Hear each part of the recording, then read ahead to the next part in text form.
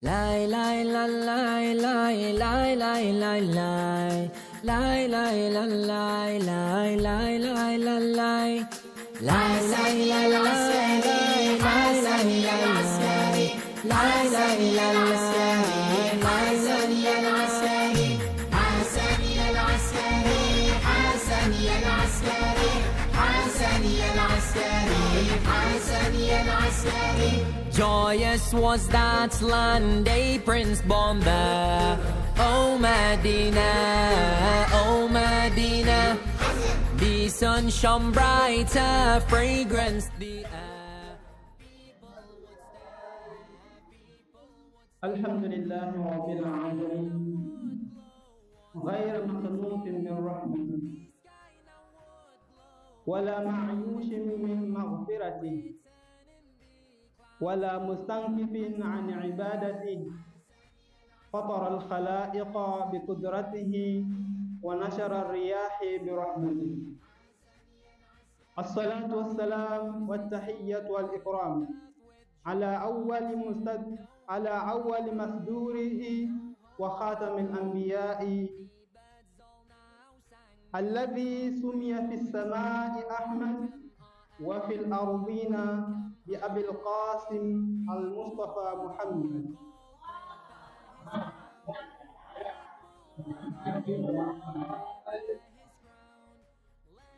والصلاة والسلام والتحية والإكرام على آل بيته الطيبين الطاهرين المعصومين المنتجبين المظلومين الذين أذهب الله عنهم الرجس أهل البيت وطهرهم تطهيرا.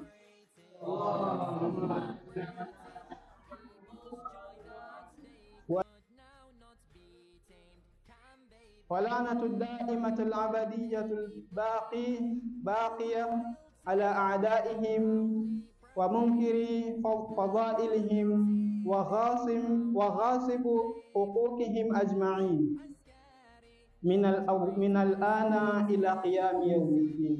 أما بعد، فقد قال الله سبحانه وتعالى في القرآن المجيد بعد أعوذ بالله من الشيطان اللعين الرجيم بسم الله الرحمن الرحيم قل بفضل الله وبرحمته فبذلك فليفرحوا هو خير مما يجمعون. وقال الإمام الصادق عليه السلام رحم الله شيعتنا خلقوا من فضل طينتنا وعجبوا بما ولايتنا يحزنون لحزننا ويفرحون لفرحنا. صل على محمد وآل محمد.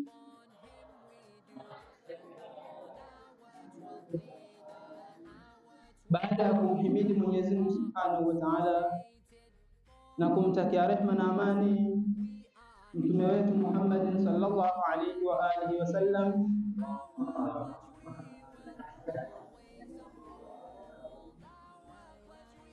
ni furaha kubwa kuweza kukutana katika sehemu hii kwa ajili ya kukumbuka mazazi ya mmoja wa watoto ama wajukuu wa bwana mtume Muhammad sallallahu alaihi wa alihi wasallam.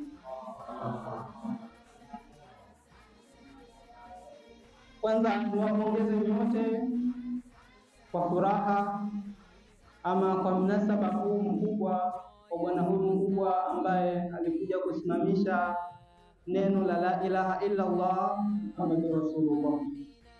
Sallu ala Muhammad wa ali Muhammad.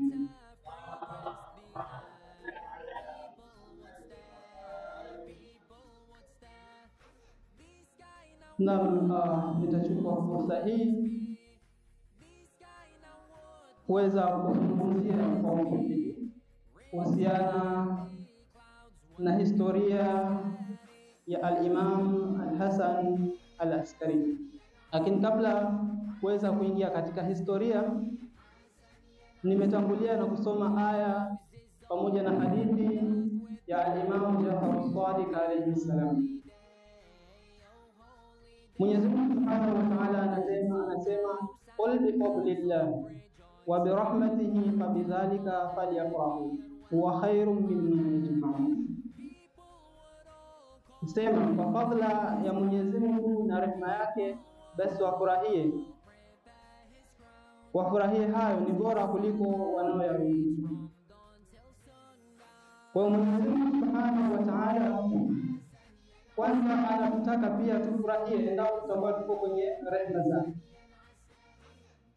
na vile vile kama tuko katika fadhila zake ama tumepata fadhila zake, basi tuwe wenye kufurahi. Kwa hiyo mazali ya Imam Hasan Askari alayhi salam ni moja ya fadhila za Mwenyezi Mungu Subhanahu wa Ta'ala. Kwa ikiwa ni fadhila za Mwenyezi Mungu Subhanahu wa Ta'ala, ni rehema ya Mwenyezi Mungu Subhanahu wa Ta'ala, basi hatuna budi ila kuweza kuonyesha furaha na kuweza kumshangilia Imam wetu Imam Hasan Askari. Sallallahu ala Muhammad wa alihi.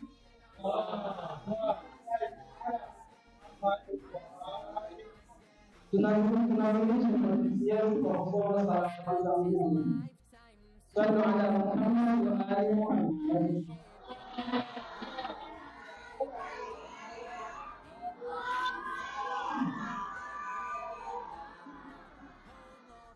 Imam Jafar Sadiq alayhi salam anasema rahimahullah, shi'atun, Mwenyezi Mungu Subhanahu wa Ta'ala awarehemu wa waswahili. Hapa Shia kama ambavyo tumezoea kulisikia, labda hatuna maana yake, lakini kiuhalisia inamaanisha kwamba ni wafuasi wa Uislamu. Kwa Imam Jafar Sadiq anasema Allahu shi'atun, na sisi mmoja wapo wafuasi wa Imam Jafar Sadiq. Maana Shia Jaafari sisi ni miongoni mwao. Kwa hiyo anatuambia katika Mwenyezi Mungu Subhanahu wa Ta'ala, khuliqu min fadail, khuliqu min fadli fi'atina. Mwenyezi Mungu Subhanahu wa Ta'ala amewaumba hao mashia wetu kutokana na udongo wetu bora kabisa. Waujinu bimai wilayatina, na vile vile akawakandamiza na maji ya ulinzi wetu. Yahzununa lihuznina wa yafrahuna liqatina, wanahuzunika pindi tunapokuwa katika huzuni na wanafurahia endapo sisi tuko katika furaha. Kwa hiyo masiku yaliyopita huko nyuma tulikuwa tuna huzuni juu ya msiba wa Karbala, juu ya misiba mingine ambayo ilitokea baada ya Karbala, na mara kwa mara huwa tunakumbuka minasaba hii ambayo ilitokea nyakati zetu. Na vile vile leo mfano bora kabisa, mfano wa wazi kwamba tuna furaha juu ya furaha ya Ahlul Bait alayhi salam. Wao siku hii leo wana furaha juu ya kuzaliwa kwa al-Imam Hasan Askari alayhi salam.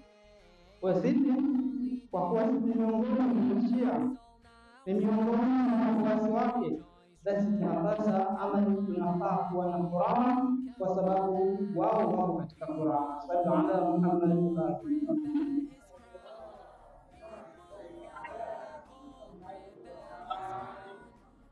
Imam Hasan Askari ni nani? Ama Imam Hasan Askari anatokana na kizazi hiki. Imam Hasan Askari alifanya jukumu gani katika wakati wake wa uimamu? Na Imam Hasan Askari aliishi maisha gani? Sisi kama wafuasi wa imamu hatuna budi kujiuliza maswali haya, na vile vile kufanya utafiti kwa wanaosoma, tujue kwa aina gani na tujue ni yapi ambayo wanaleta kwenye huu.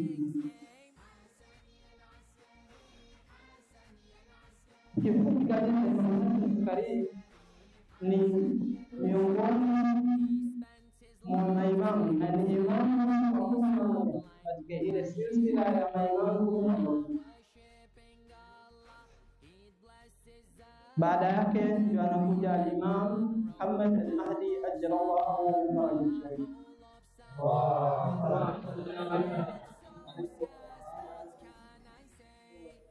Maisha yake yalijaa na hikma nyingi, japo yalikuwa mafupi. Alikuwa mwenye sana, alikuwa mtiifu na vile vile mlimamana dhidi ya watawala madhalimu hadi kufikia kufariki kwa imamu. Kifo chake kilisababishwa na hawa watu wa Bani Abbas. Jina lake kamili lilikuwa lijulikana na al-Imam Hasan ibn Ali bin Muhammad ibn Ali ibn Musa ibn Jaafar bin Muhammad bin Ali bin Hussein bin Ali ibn Abi Talib sallallahu alaihi wa alihi.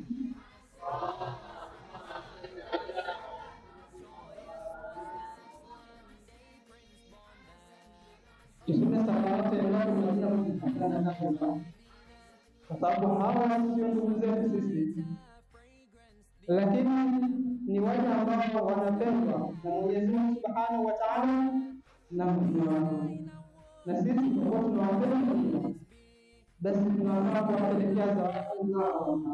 Wala hatuna budi ila kuweza kusoma salawati ya Mungu kwa ajili yao. Sallu ala Muhammad wa alihi.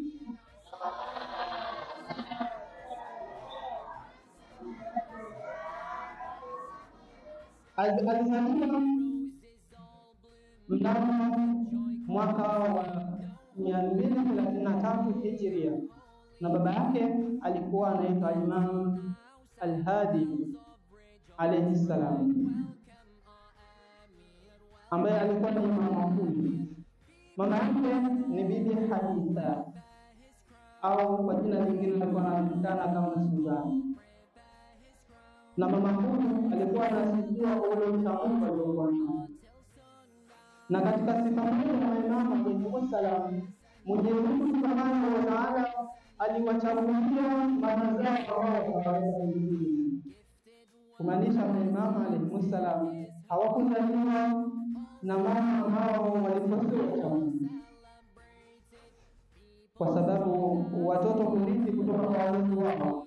Sasa kama kurithi kutoka kwa wazazi wao, kama yeye aliyezaliwa na lakini kwa sababu Mwenyezi Mungu Subhanahu wa Ta'ala alishawaandaa kutoka ulimwengu, basi aliwaandalia mama zao ambao wamechamungu watawaleta kwa Mwenyezi Mungu. Sasa Mama Suzana alikuwa ni mmoja wao wa mama hao ambao Mwenyezi Mungu Subhanahu wa Ta'ala alichagua ili kuweza kumleta al-Imam Hasan Askari alayhi salam.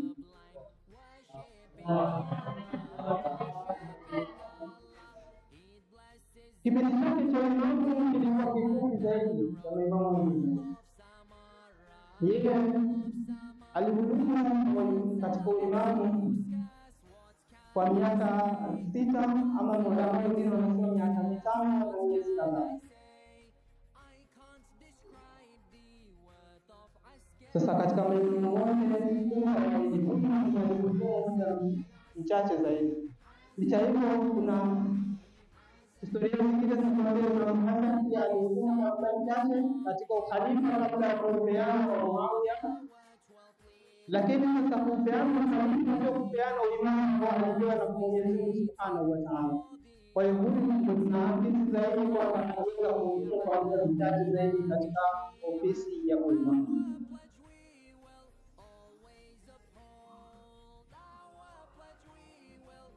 Imamu alikuwa na kunia ya Abu Muhammad, ambaye Muhammad huyu ndio huyo imamu ambaye mpaka sasa hivi sisi tunangojea faraja yake. Ndio imamu ambaye sasa hivi bado tunangojea aje kuwa mwombezi wetu, aje kuongoza dua kwa Imamu Muhammad al-Mahdi. Yeye ndio mtoto wa Imam Hasan Askari alayhi salam. Kifo chake aliuliwa shahidi kwa sumu mnamo mwaka 260 Hijiria akiwa Marwa, Iraq, kwa amri ya mtawala wa Bani Abbas al-Mu'tadid ambaye aliamuru kwa sumu na imamu kwa sumu na baadaye akiwa yuko gerezani. Imamu aliishi katika gereza katika maisha yake. Yeye hakuishi kama maimamu hao wengine, kidogo yeye aliishi gerezani muda mrefu. Na hiyo inapelekea mpaka kutoa lakabu ya al-Askari. Tunaweza kusomesha madrasa na kuandika al-Imam al-Hasan ibn Ali al-Zaki al-Askari. Sasa hivi tunatazama ni mojawapo za lakabu za imamu mkuu, na hii al-Askari aliitwa al-Askari kwa sababu ya yeye kuishi katika magereza ama kuhamishwa kutoka mji wa Madina na kuletwa katika mji wa Samara ambao aliishi katika gereza maisha yake. Na hii ndio lakabu maarufu ambayo wengi wanaijua kuliko hata hizo zingine ambazo nilizitaja. Lakabu ya pili Zaki, ambayo maana yake ni aliye mwenye mtakaso wa kiroho au msafi. Kama tunavyoangalia maana yake alikuwa ni mchamungu. Aliyuhadi yeye ambaye alikuwa ni imamu.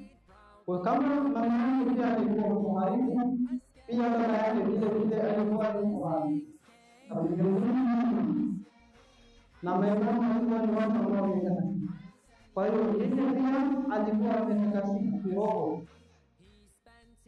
Pia alikuwa akiitwa As-Samit, maana ya kimya au mwenye kunyamaza au mwenye kunyamaza. Pia alijulikana kwa jina la Ibn Ridha, maana yake ni mtoto wa Imam Ridha, kwani alikuwa pia ni mjukuu wa Imam Ridha, ambaye ni imamu wetu wa 8. Sasa maisha yake yalikuwa namna gani ama aliishi namna gani? Imam al-Askari kama tulivyosema kwa awali aliishi katika gereza, na yeye pamoja na baba yake Imam al-Hadi walikuwa katika mji wa Madina na kupelekwa ama kuhamishwa katika mji wa Samara kwa sababu za kisiasa. Imam al-Askari wafuasi wake walikuwa wanaongezeka mara kwa mara. Sasa kwa sababu walikuwa wanataka kudhibiti hawa wafuasi wasiweze kuongezeka, kwa imamu ndio wakaamua kumtoa katika mji wa Madina na kumpeleka katika Izuki ambapo ni katika mji wa Samara ambapo aliishi katika gereza mji.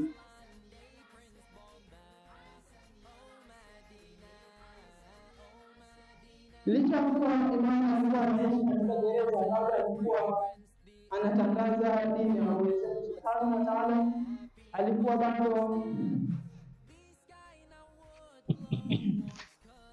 bado alikuwa anawasaidia wafuasi wake, anawafunza wafuasi wake kwa njia za siri. Alikuwa akitumia mawakili kuweza kumpelekea habari, kuweza kuleta maswali, na vile vile mawakili hapa walikuwa wakichukua zaka na kuweza kumpelekea imamu. Pia alikuwa akitumia njia ya barua kuweza kuwasilisha mafundisho yake kwa wafuasi wake. Hasa barua hizi zilikuwa zikifichwa ama inatumika kwa lugha ambayo kuna masomo hawezi hata kuelewa, isipokuwa yule ambaye atakusudia. Kama sasa hivi ama kipindi cha corona pia tulikuwa na tabia hizo, tunaandika barua lakini sasa hutaki mtu ajue unaandika nini, unatumia namba zile 1 2 3 na zile 7 na namba inamaanisha kitu fulani, kwa sababu tunawasiliana. Sasa Imam pia alikuwa anatumia njia hii, unaandika ujumbe lakini inakuwa encrypted kwa lugha za kisasa. Wale ambao wamezoea kutumia mitandao sana, message zinakuwa encrypted, zinaenda kwa yule ambaye unakusudia, lakini mtu mwingine hawezi kuifanya, hawezi kuingia kuisoma au kusoma ujumbe isipokuwa mpaka atumie kifaa cha yule mtu ambaye. Kwa Imam alikuwa anatumia njia hii kuweza kuwasiliana na wafuasi wake na mashia wake na kuweza kuwapatia mafunzo, na huko mwanzo wa mwafikiri kutumika katika kueleza dini ama kupeleka mafunzo kwa wafuasi wa Imam. Imam alayhi kipindi kile alikuwa anafundisha ama anaandaa mashia ama wafuasi wa serikali ambao ni kwa ajili ya ghaiba ya Imam wa zamani ya Imam Muhammad al-Mahdi radhiyallahu anhu.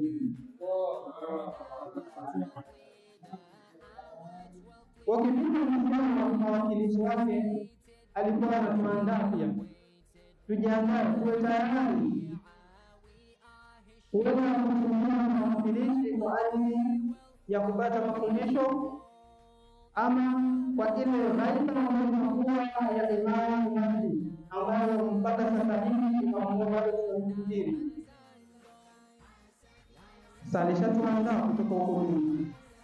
Sasa hivi tunajua tunamoja nusra Imam uwezama hizi, na sasa hivi tunakumbuka wakati ule ulikuwa ni wawakilishi, lakini hatuna wawakilishi hadi sasa. Sasa hivi tunatumia maulama wetu sasa ni kama wawakilishi wa Imam. Wao wanafundisha yale ambayo Imam alikuwa anafundisha. Kwa hiyo mfumo wa kutumia wawakilishi ndio ulianza kipindi kile cha Imam alayhi salam. Yeye pia alikuwa ni kituo cha elimu ambaye alikuwa anasambaza elimu na akiwa gerezani aliweza kutafsiri Qur'an. Na tafsiri nyingi sasa hivi zinatumia tafsiri ya Imam wa zamani, Imam al-Askari ambaye alikuwa akiandika tafsiri ya Qur'an. Alikuwa akiwa gerezani na watu ambao walikuwa wanamzunguka. Wale askari wa gereza walikuwa wakimsifu wakisema kwamba Imam yeye mara nyingi licha ya kuwa yuko gerezani, lakini yuko katika ibada mara kwa mara, anamwabudu Mungu Subhanahu wa Ta'ala, kiasi kwamba alikuwa akiwaadhibu wale walina gereza, wao pia wakawa wanamwabudu Mungu Subhanahu wa Ta'ala. Kwa hapa tunaona Imam mwenjia mojawapo ya kueleza dini kuhusu Mwenyezi wake. Hapo ni kwa maneno, lakini akiwa gerezani alihakikisha kwamba gerezani ama wanaona kwa gerezani wanachukua ile mambo yake nzuri. Vile vile Imam alayhi salam alikuwa anasema na wafuasi wake. Tutaangalia sifa kadhaa ambazo Imam alikuwa anasema na hawa wafuasi ambao walikuwa sio miongoni mwa mashia wake. Mmoja wa watu hao alikuwa ni Ahmad ibn Ubaydillah bin Qattan ambaye alikuwa ni waziri katika kipindi cha hawa mwadhalimu Bani Abbas. Alisema, sijawahi kuona wala kumjua katika Samara mtu yeyote kutoka kwa Alawiya kama Al-Hasan ibn Ali ibn Muhammad ibn Ar-Ridha. Kwa hiyo yeye alisema hajawahi kuona mtu yeyote ambaye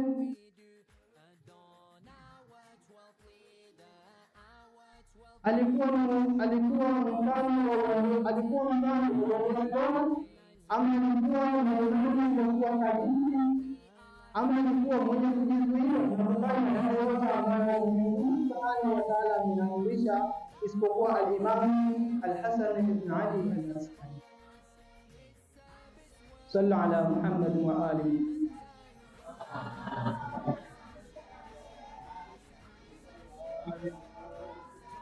Alipokuwa kusema kwamba kama wanaifa wale ambao kuokolewa, basi hakuna mtu mwingine yoyote wala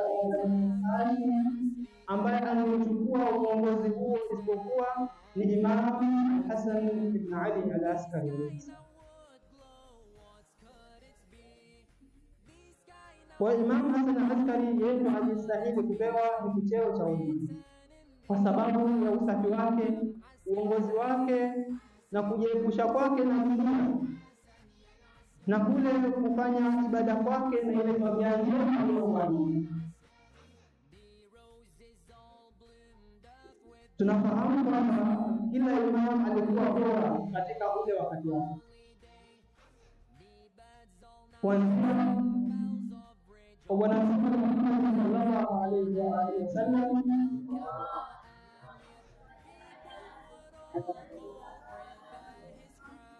yeye katika kipindi chake hakuwa na mtu bora zaidi yake, hasa kiakhlaqi. Yeye alikuwa bora wa watu, mpaka Mwenyezi Mungu Subhanahu wa Ta'ala akamsifu ndani ya Qur'ani na kumwambia kwamba wa ala kulli ma. Sasa kama Bwana Mtume alikuwa bora kipindi chake, alipomuita al-Imam Ali alayhi salam, yeye pia katika kipindi chake akawa bora. Kwa si kwamba kipindi cha mwingine alikuwa bora, lakini kipindi chake yeye alikuwa bora.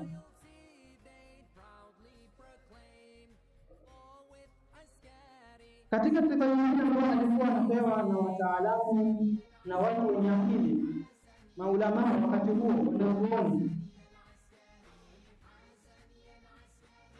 walikuwa wakimtukuza Imam huyu kwa kutambua ile fadhila zake, upendeleo wake kwa wengine wote, kutokana na vipaji vyake, ujasiri, elimu pana na ufahamu wa Mungu.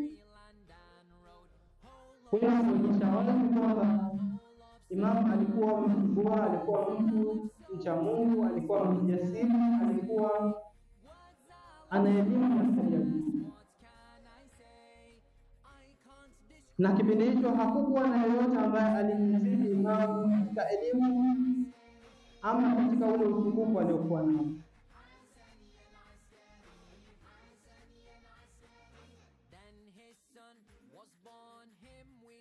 Sasa tuangalie kile ambacho al-Imam aliweza kutuletea, kile ambacho alitufundisha sisi wafuasi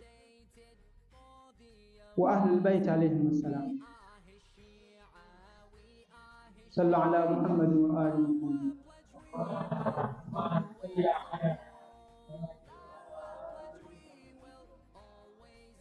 Tutaangalia baadhi ya hadithi ambazo alitufundisha Imam alayhi salam, ambazo ndio ningependelea tuweze kusababu nazo kuweza kufaidika nazo katika siku hii ya leo. Hadithi moja ambayo inahusiana na hekima ambayo Imam ilinakiliwa kutoka kwa Imam alayhi salam, inasema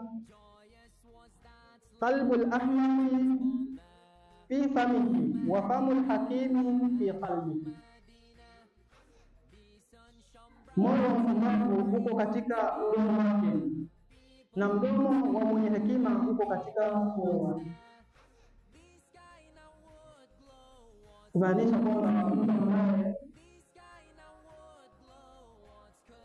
ni mpumbavu hawezi kuchunga maneno yake, hawezi kuchunga atakayoishi na wengine ama atakayozungumza na wengine. Lakini mwenye hekima sasa atakuwa anaweza kuuchunga moyo wake na kuweza kuongea kitu ambacho kitakuwa sio cha kuzungumza, kitu ambacho kitakuwa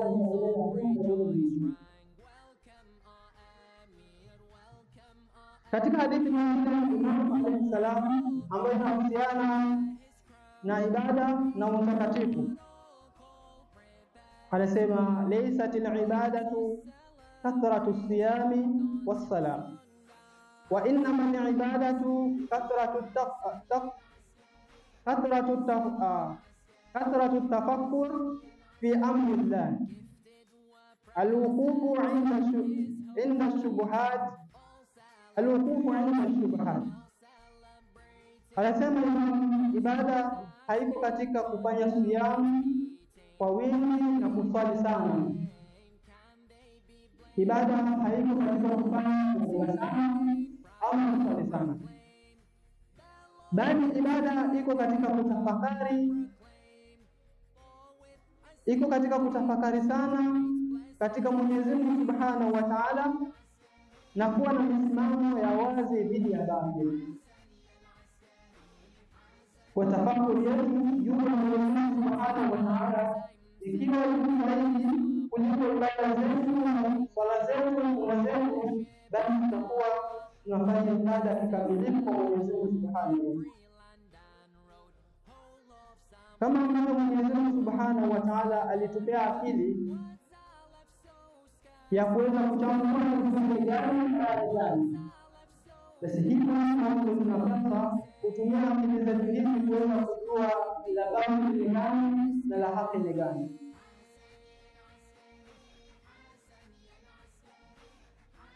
Hadithi nyingine ambayo inahusiana na maadili, Imam alayhi salam anasema, mkarimu zaidi wa ndugu zako ni yule anayesahau mabaya uliyomtendea na anakumbuka mema yako kwake. Mtu mkarimu zaidi ni yule ambaye anakumbuka yale mazuri yako, lakini sio mwenye kukumbuka yale mabaya ambayo uliyafanya.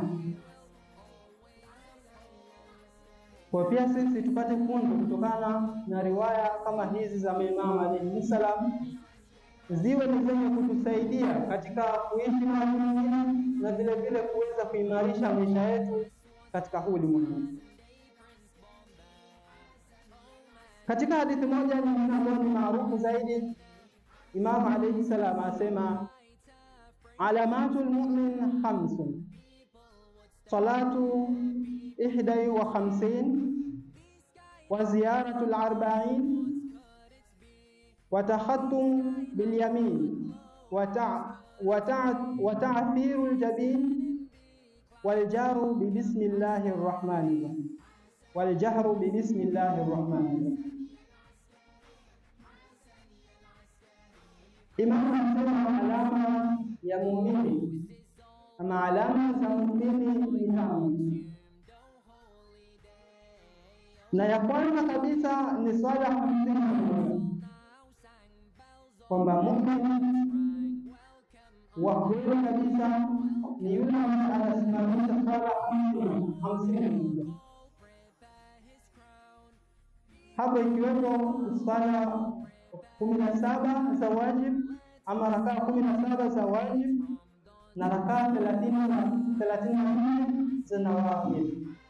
Hiyo swala qablia ama baadia ama salatul layl, hizo ni miongoni mwa hizo swala ambazo alikuwa anakusudia. Kwa hiyo tusiwe tunafanya swala za wajib, lakini pia tuwe tunaweza kufanya nawafil, sababu tunakuwa yale madogo ambayo tunafanya. Wakati mwingine tunaenda kufanya ilhali kujui kama matendo zimekubaliwa au hazikubaliwa. Sasa hatujui kama Mungu wetu ulikuwa sahihi ama Mungu wetu tunawapa kwa ajili ya swala ni sawa kwa ama tunatekeleza vitendo kwa swala kikamilifu. Kwa hiyo ndipo kama tutakuwa tunachangia kwa hizi na watu yale mambo madogo ambayo tunaangalia kwenye swala zetu yatakuwa ni yenye kusimika. Alama ya pili, Imam anasema kufanya ziara ya Imam tena iwe ni kiroho ama kimwili. Ziara kiroho ni ile kama sisi tuko huku, lakini amani za ziara tunazifanya, na ile kimwili ni ile kama kutoka hapa angalau ni kwa ile Imam Hussein alayhi salam. Sallallahu alaihi Muhammad wa alihi.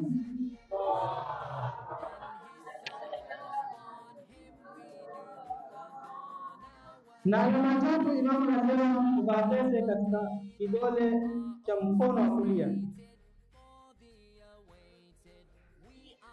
Kwa kama una pete yako katika mkono wa kushoto, ujue hiyo sio alama ya Mungu.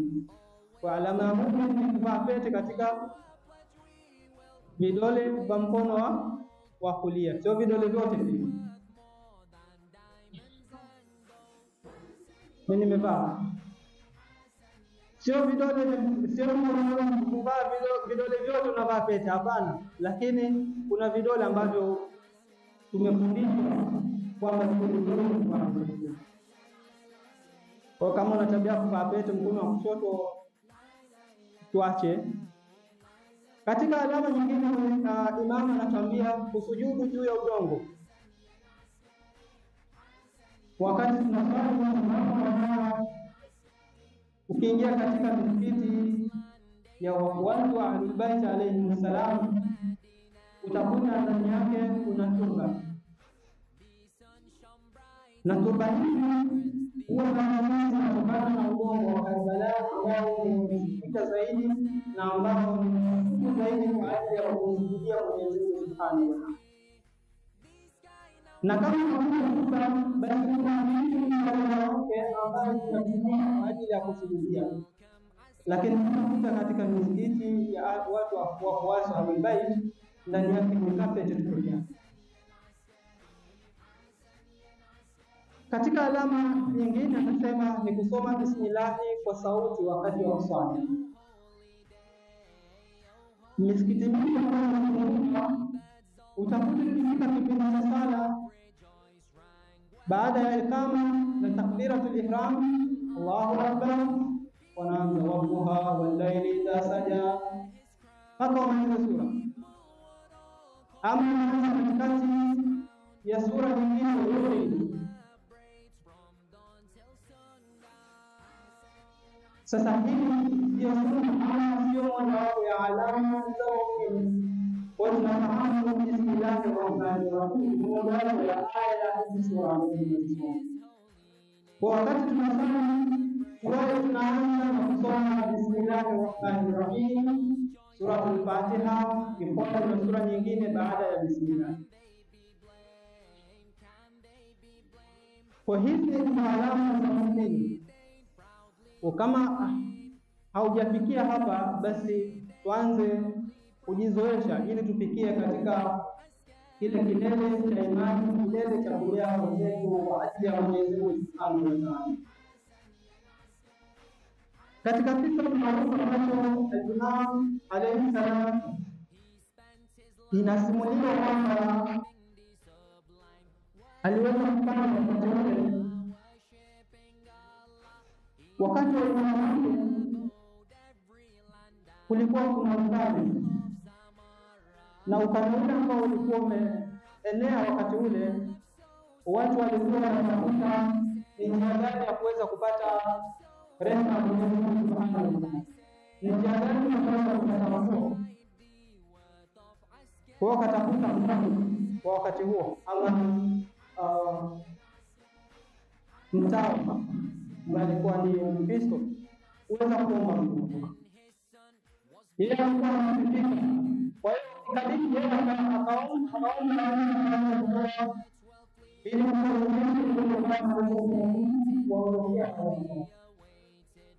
lakini akaomba mvua inyeshe kweli. Lakini kama alipoona hali hiyo akamuuliza Mkristo na kumwambia ampatie kile ambacho alikuwa ameshikilia kwa mkono. Na kweli alikuwa ameshikilia mfupa. Asome alikuwa ni mfupa wa Mtume Muhammad. Sasa kuchukua Musa akamwambia masalimu kwa Mungu. Akijaribu hakuna kitu.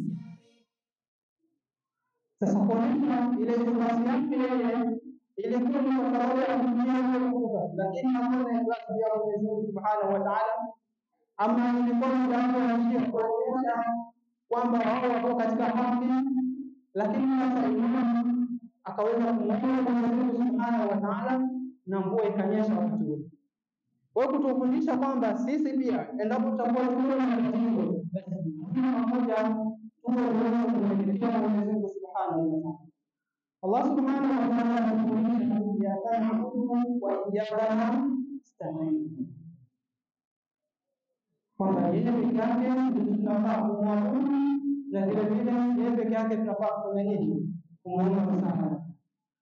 Kwa ikiwa tunaweza kujifundisha kuweza kumwelekea Mwenyezi Mungu Subhanahu wa Ta'ala, basi tutakuwa na urahisi wa kupata elimu ya Mwenyezi Mungu Subhanahu wa Ta'ala. Kinyume chake tutakuwa tunamshirikisha Allah Subhanahu wa Ta'ala, ambapo tutakuwa tunajitoa katika neema za Mwenyezi Mungu Subhanahu wa Ta'ala.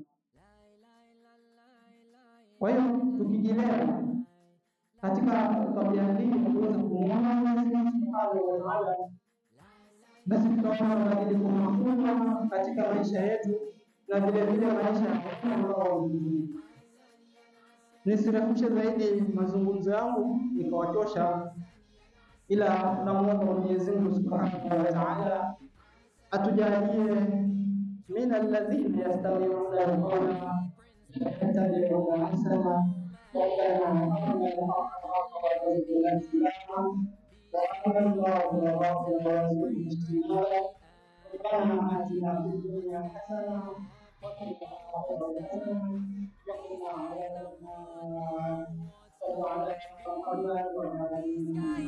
What could it be?